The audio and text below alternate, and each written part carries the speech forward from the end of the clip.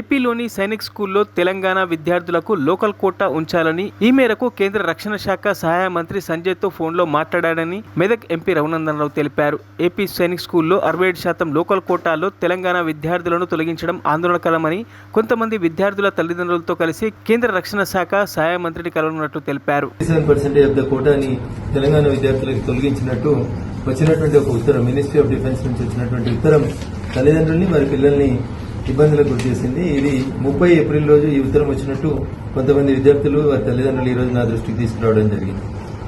ఆంధ్రప్రదేశ్లో పోయిన 10 సంవత్సరాల నుంచి ఉన్నటువంటి 67% తెలంగాణ విద్యార్థులకు లోకల్ ఉన్నటువంటి కోటాను తొలగిస్తూ ఇచ్చినటువంటి ఈ సర్క్యులర్ మీద నేను కొద్దిసేపటి క్రితం కేంద్ర రక్షణ శాఖ సహాయ మంత్రి గౌరవనీయులు సంజయ్ సేఠ్ గారితో మాట్లాడి రేపు సాయంత్రం 7 గంటలకు వారి అపాయింట్మెంట్ తీసుకోవడం జరిగింది.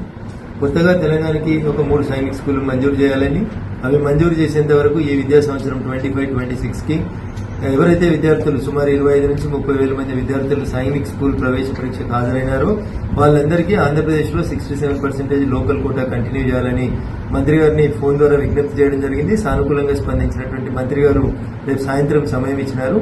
కొంతమంది తల్లిదండ్రులను తీసుకుని నేను రేపు సాయంత్రం కేంద్ర రక్షణ శాఖ సహాయ మంత్రి సంజయ్ సేఠ్ గారిని రేపు సాయంత్రం 7 గంటలకు ఢిల్లీలో కలవబోతా ఉన్నాం. ఈ ప్రవేశ పరీక్ష రాసినటువంటి విద్యార్థులు వారి తల్లిదండ్రులు కొద్దిగా ఓపికగా ఉండండి, పాజిటివ్ దృక్కోణంతో ఉండండి. దాదాపు ఈ కోటాని తిరిగి మంత్రి గారిని ఒప్పించి తీసుకురావడానికి నేను మెదక్ పార్లమెంట్ సభ్యునిగా శతవిధాలుగా ప్రయత్నం చేస్తానని చెప్పి ఈ సందర్భంగా తెలియజేస్తున్నాను. థ్యాంక్ యూ అనండి. మరిన్ని అప్డేట్స్ కోసం మా ఛానల్ని సబ్స్క్రైబ్ చేయండి.